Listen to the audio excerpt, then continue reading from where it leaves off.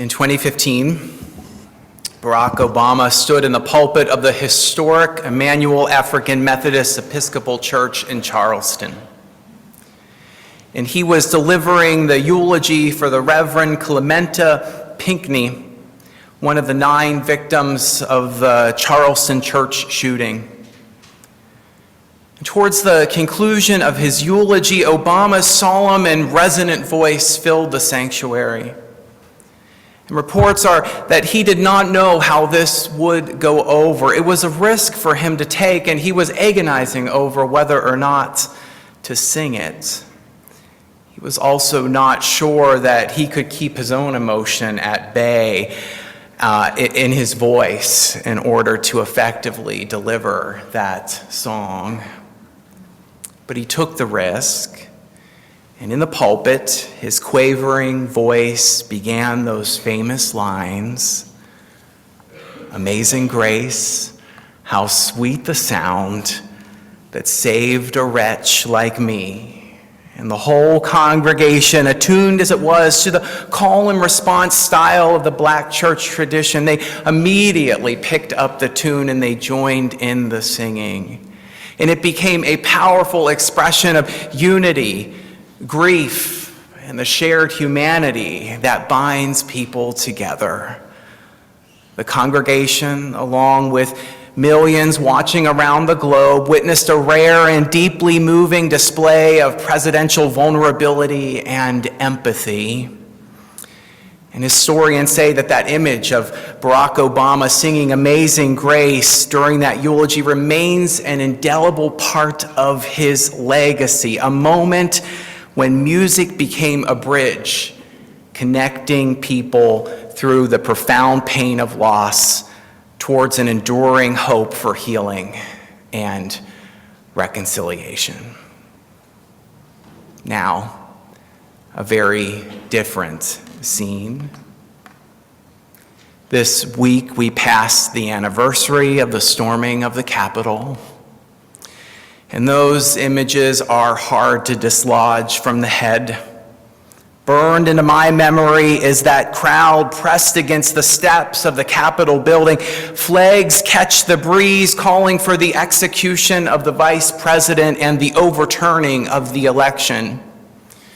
Cheerful white men with assault rifles record themselves saying, "This is our time." And still others create a makeshift battering ram to take down the doors of the Chamber of Congress. Somewhere in the chaos of that moment, a silence falls over the crowd, and as smoke rises from one corner of the mob and gunshots are heard elsewhere, a tune picks up on the breeze, and the mob starts to sing, "Amazing grace, how sweet the sound that saved a wretch like me."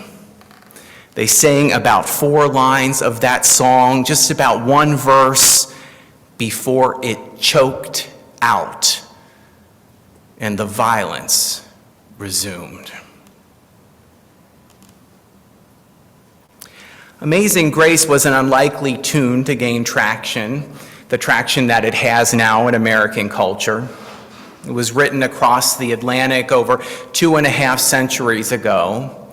John Newton, the Anglican cleric who was the one to write it. And there's a lot of folklore about his composition of it. Before becoming a priest, he was a captain. And he was not a captain of any ship, but he was a captain that transported the enslaved across the Atlantic. The folklore about the song, which Pete Seeger popularized, goes like this. John Newton, transporting these human beings so that they could be sold, was caught up in a storm. And he was convinced that his whole ship would sink. And so he experienced right there on the waters a conversion, and he repented his wickedness. And as dawn broke and the storm relented, his lips began uttering a tune that picked up on the breeze. "Amazing grace, how sweet the sound that saved a wretch like me." He was so moved by the experience that he turned the ship around and released all of the captives, and then he promptly returned to Britain, where he became a staunch anti-slavery advocate. If only.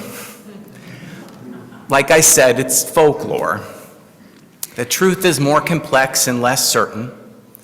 What we do know, however, is that by the time he wrote Amazing Grace, he was harboring strong doubts about the morality of slavery, and eventually he would go on to publicly advocate against it as an Anglican priest.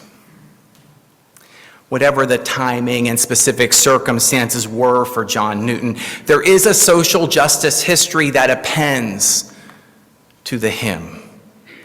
And it is not about its origin, but rather the journey that it took. During the 1800s, the hymn Amazing Grace had made its way into many churches and camp meetings and was often taught without sheet music. Its lines, so easily remembered, began to resonate throughout the United States. And it began to resonate strongly within the black church community, within the African American community, both during and after slavery. In the 1930s, the Federal Writers Project sought to create an oral history of enslaved people who were then freed, who were at that point freed. And part of this was an attempt to understand the worship and music and culture of those who were living under enslaved conditions. And at least a couple of people reported singing that song. The formerly enslaved man, Jim Davis, said this: "I could pick up a hymn as good as I could pick up a reel, and one of them that I used to pick up and sing was Amazing Grace." Several others reported singing it as well. And of all things, that hymn, written in so distant a time and place and written by such unlikely a figure, echoed among those laboring under oppression. I can only think that the lyrics must have sounded very different under those dire circumstances. Through many dangers, toils, and snares I have already come. 'Twas grace that brought me safe thus far, and grace will bring me home. One can imagine those lines in particular resonating with those who had survived brutalities. Its lyrics came to represent something new and powerful and hopeful. It was a song of resilience and strength for a community that had come through so much. This social justice history continued into the civil rights era. And I can imagine other lines picking up a similar powerful resonance there. In one of the stanzas that is sometimes forgotten in the hymn, we hear a powerful plea for protection against foes.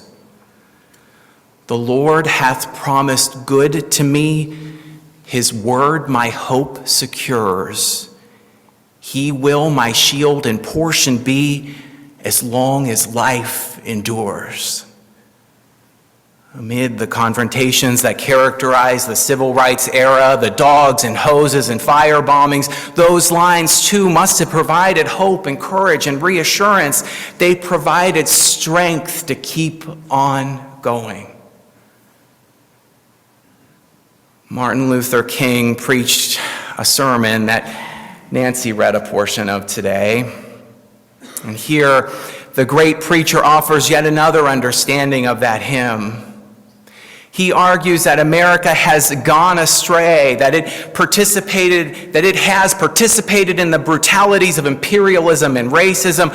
But, King says, the powerful thing about grace is that we can always repent, always turn back. It's never too late. It is always a ripe time to turn into something new. Grace is the powerful, unwarranted gift that allows for a change of heart. My spiritual companions, I want to be honest with you today about where my heart is. It is worried. It is anxious.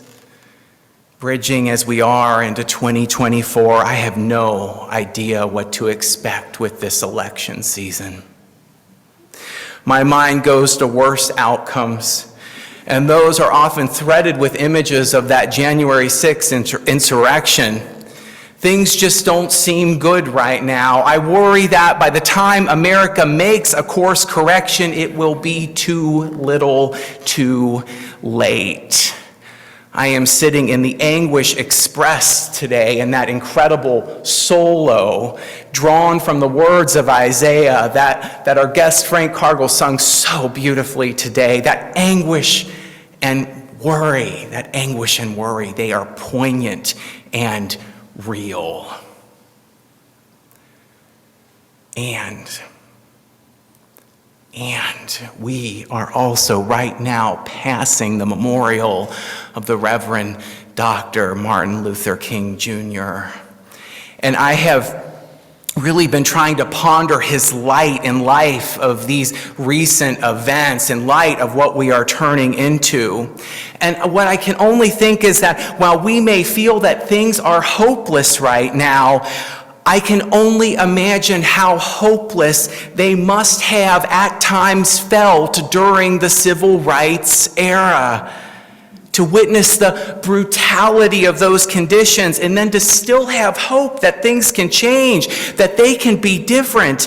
To believe, as King did, that for the people who committed themselves to violence and aggression and pain, there could still be some kind of change of heart. And failing that, then at the very least, that there can be some grace that breaks through and changes the course of things. That is powerful and that is needed today.